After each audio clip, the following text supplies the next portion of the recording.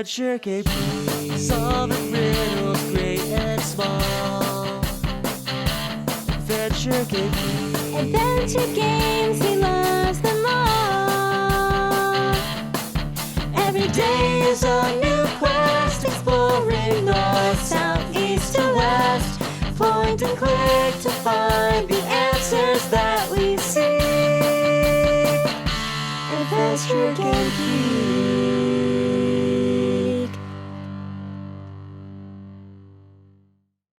Hello there, fellow adventurers. Today we're delving into Dragon Lore: The Legend Begins, released in 1994 by Cryo Interactive. This is the German box which I got from the Retro Spiel Club in Hamburg, which is bursting with so much retro goodness you'll need a ladder to see it all. And they even have their own Fritz Cola fridge. For this video we're playing the English GOG version of the game, and I'm going to be collabing with the Rural Adventurer, who I discovered after watching his video ranking the unofficial King's Quest games. I asked him what he'd like to collab on, and he chose Dragon Lore for some strange reason that only he can explain. Oh, definitely for the beautifully woven narrative exploring the nuanced complexities of human nature.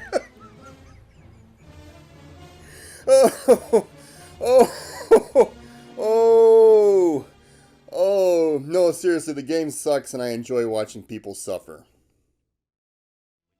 The intro sets up the story, that is, if you can hear it over the music. The knights will judge if you are worthy to join their number.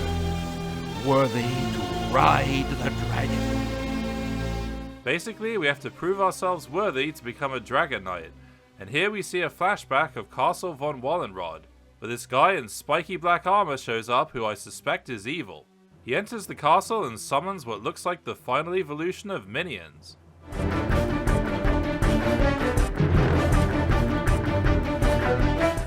A baby is rescued from the nursery before the evil-looking one and his minions get there, and taken to a farm peacefully situated near some giant skulls. Then the credits roll.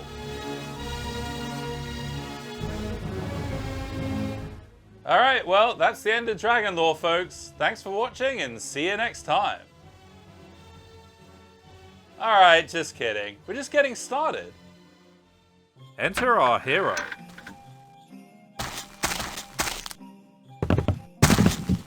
This scene makes more sense if we read the fictional walkthrough in the official strategy guide, which gives an insight into what our character's thinking. It was my habit to daydream about wielding a weapon of great power, like the wandering knight who had passed along our roads when I was but a young boy. I seized a tree branch that was on the ground in the yard, whirling around with it to ward off some unseen but probably dishonorable enemy. "Take that!" I shouted as I took a swipe at him. Of course, he was no more than a fly.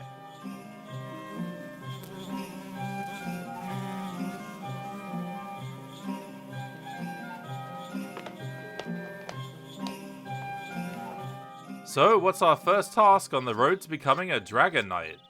The milking pail is leaking. See if you can find a bowl or something, Werner. Old Daisy has to be milked. Well, I guess even Dragon Knights need to start somewhere. So, we take a rope and lead Daisy the cow back to pasture, making sure not to erase her on the way. Of course, these are just humble beginnings before the epic quest we're about to embark on, as our father has a secret to tell us. There's something I've got to tell you, Werner. Alright, I'm listening. Take this, boy. It's yours by right. Oh, what's this, a ring? Thanks. So, what is it you wanted to tell me? I swore not to tell you any more than I have. Hey, but you haven't told me anything. My advice to you is take whatever you want from here and then head for Castle van Wallenrod. Right, I'm off then. No more milking cows for me. Before leaving, take a good look around, as you'll need some things from here that are easy to miss, like some sulfur and flint for making fire. There's also a canteen on the bed which you can't even see unless the farmer moves out of the way, but as far as I know, it's useless anyway. A giant dog creature, whose name is Brutus by the way, blocks our way out of here, and this is where we have a decision to make. We can either blow the whistle we just got to send Brutus away, or force our way past him.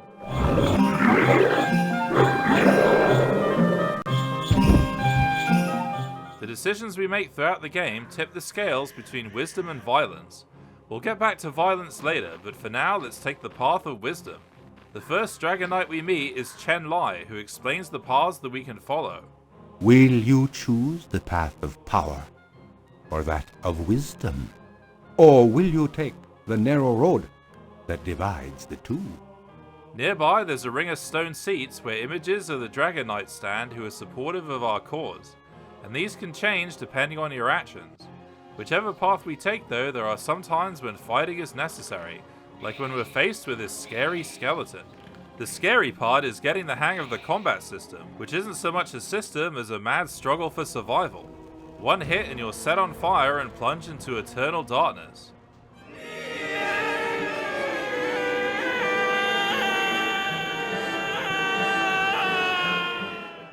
I wonder if the strategy guide has any helpful advice. The basic strategy to succeed in Dragon Lore combat is to hit your opponent without taking any damage yourself. Oh, so that's what I've been doing wrong all this time.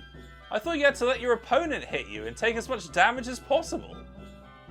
Once past the skeleton and rolling boulder a la Indiana Jones, we meet an Ickle dragon who naturally talks to us about the ring our father gave us. Hang on, what if he isn't our father at all, and the baby we saw being taken away from the castle was us, and we're actually the heir of the von Wallenrod royal family? Nah, that's crazy talk. We're just a simple farm boy, nothing more. The main problem with this game is that even with the manual, it's not clear how to use the interface or understand what's going on. For example, I didn't even realize the Ickle dragon had given me an open door spell until I looked in my inventory, and when I tried to cast the spell, I couldn't get it to work and ended up throwing it instead. We first need to find a spellbook which is hidden in a secret compartment, then put the spell in the spellbook, click the book on your head to read the symbols, then put the book in your hand, choose the correct symbols, and finally right-click to cast the spell. Great job, AGG. You opened the door. Thanks, Rule Adventurer. I hope the rest of the game isn't so awkward. Right? We're also going to need a fireball spell to get through this spider web, but couldn't we just walk around it?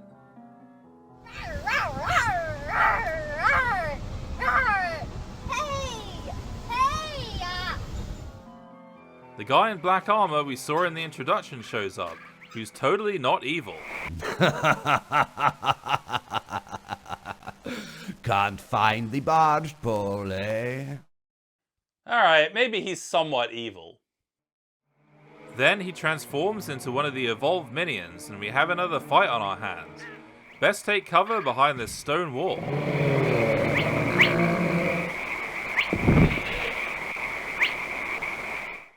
We killed it by hitting it through a stone wall? Well, whatever works, I guess. I got stuck here looking for the barge pole for the ferry, before finally realizing you have to right-click on the fallen creature to search it, which isn't even explained in the manual. Most of the manual is taken up with a lot of background info which has little or nothing to do with the actual game. Philosophers have said that our world and all its peoples are just figments of a dragon's dream. If that is true, then our world has cause to realize that dragons do not only dream, they have nightmares. Oh, so are we just living in a dragon's nightmare?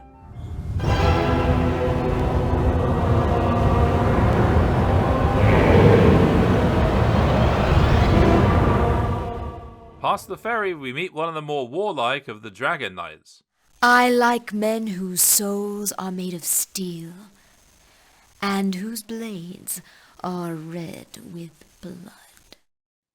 I don't think I'm your type. Take care when interacting with people that you don't throw an item by mistake, as they'll take that as a sign of hostility. This land is full of dangers at every turn, and even the flowers can be deadly. Luckily, we're rescued by a friendly Dragon Knight. I carried you away from the flowers. Otherwise, we'd never again count a von Wallenrod amongst our knights. Let's go Alice in Wonderland and shrink down to enter the Mushroom Village. If we're not careful though, we can get killed before we know it. Turns out there's a deadly scorpion creeping around here that's been terrorizing the sprites living in the village. Don't forget to follow the strategy guide and hit the scorpion without taking any damage, and you'll kill it in no time.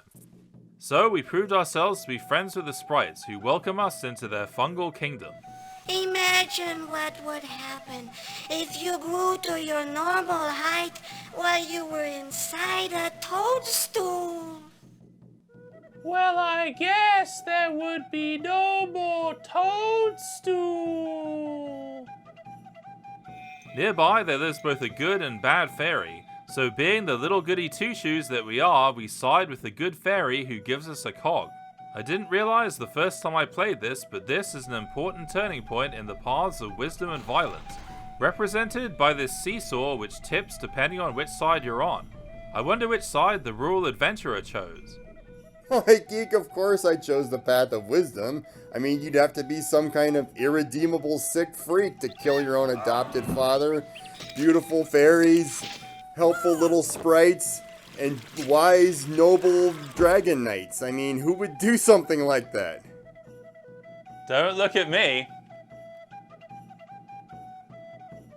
Moving on, we meet another dragon knight who appears warlike but doesn't actually care which side we're on.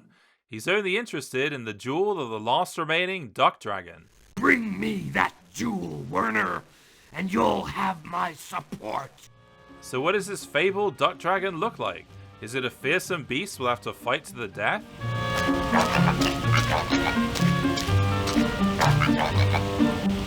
Well, I guess that's what happens when you cross a duck with a dragon.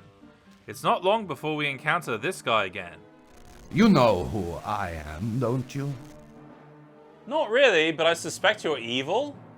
Hagen von Diakonov, Dragon Knight, which is something you'll never be, farm boy.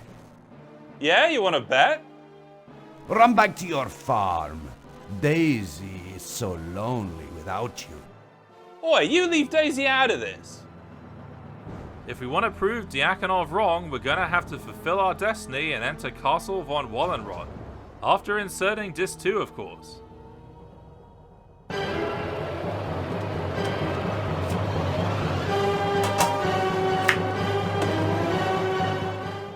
Once inside the castle, there's an important cutscene that reveals more about our past.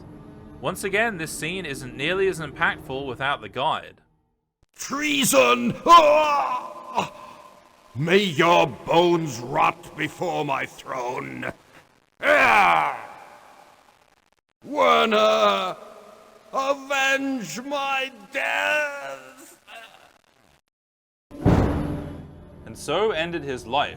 The dark blur of consciousness overcame me once more as the vision ended, and I was left standing before the silent throne, tears streaming down my face. My father was dead. He hadn't died of old age or plague or any reasonably expected causes. Cut down in the prime of his life was he. Treason! Murder! Diakonov! This gives so much more insight into our character's inner monologue, but rather than feeling like we're on a revenge mission, we're mostly just solving puzzles. One puzzle involves finding the pieces of a seal to open a door.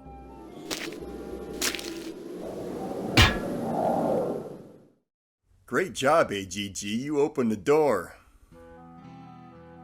Another task we need to perform here is to reforge a broken key, as long as we didn't forget to take the flint and sulfur from the farmhouse at the beginning. Is that how you fix a broken key? Just hit it once with a hammer and it magically becomes whole again?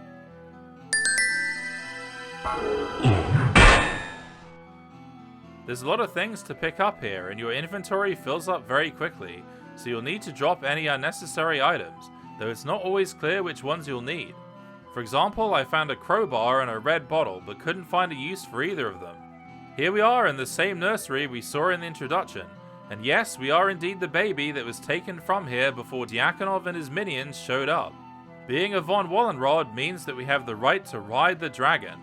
But first we need to hatch a dragon egg and then bring the baby dragon to its parent, Make sure you don't listen to this stone golem though, because I get the sneaking suspicion he can't be trusted.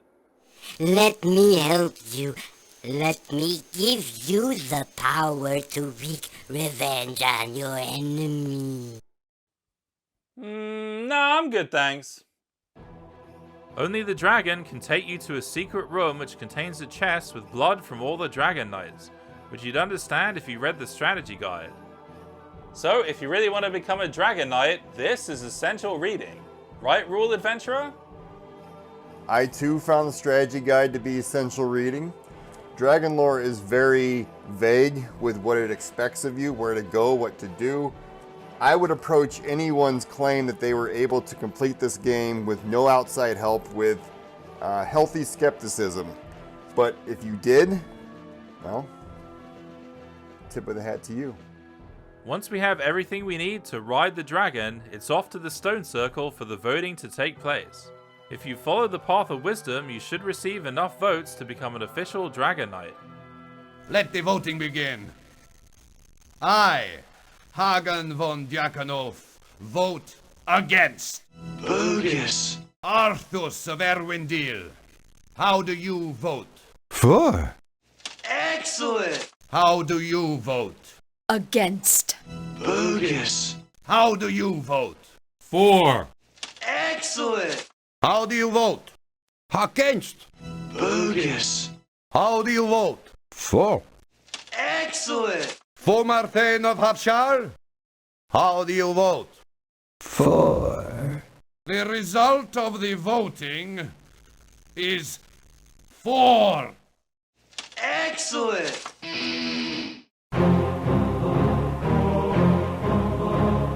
If you'd like to get the most out of this game, I recommend replaying it and choosing the path of violence, which basically means killing anything that stands in our way. You have a taste for needless violence.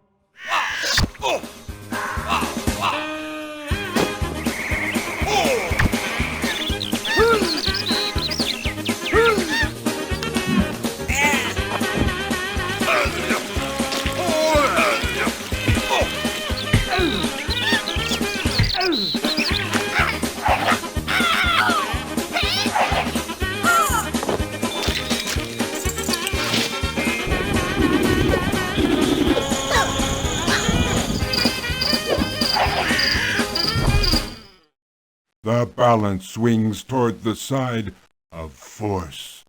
Truly your soul is made of steel.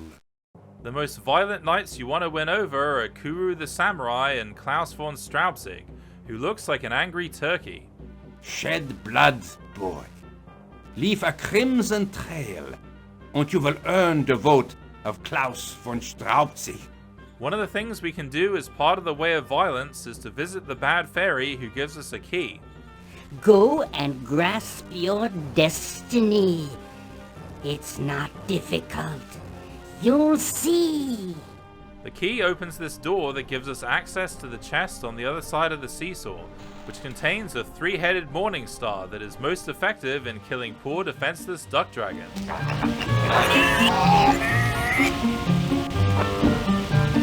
We can even kill Diakonov, although I believe this puts you in an unwinnable state.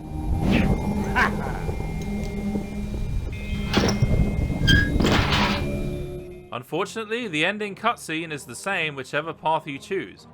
As we fly off in search of more adventure, Rural Adventurer is going to give us his final thoughts. So for me, playing Dragon Lore was a very strange and surreal experience. On one hand, I could see Cryo's desire to make something unique and interesting, and their gumption. On the other hand, the game just does not come together very well. None of the elements really work. It's not a good adventure game. It's not a good RPG.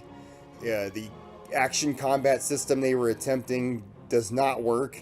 And like you said yourself, Geek, boy, they were so interested in filling their manual with lore and history, they kind of forgot to include basic gameplay mechanics. But overall, I found myself being oddly entertained by it. So I'd like to thank you, Geek, for the opportunity to make 2, not 1, but 2 videos about the subject of dragon lore. And I hope someday, perhaps we can do it again sometime. Cheers. Oh, is that Dragon Lore 2? Well, that's a whole different story. Dragon Lore 2. One of my favourite games, AGG. I played at a very young age, and it's stuck with me. And it's also helped inspire me on my own game dev journey, particularly with my upcoming first-person point-and-click adventure game, Nier. Wishlist on Steam. Dragon Lore 2. One of my favourite games, AGG. I played it at a very young age, and it's helped inspire me on my own game dev journey. Dragon Lore 2. Shit.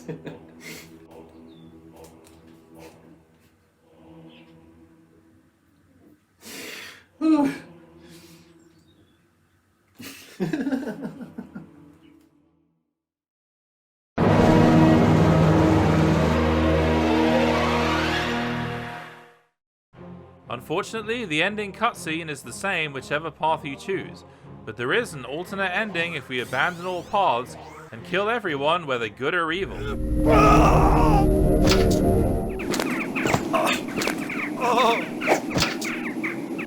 In the end, only Dyakonov is left to vote against us, which is actually pretty hilarious. I, Hagen von Dyakonov, vote against. The result of the voting is against. I told you, farm boy, your place is with Daisy the cow. And so we spend the rest of our days living with Daisy the cow.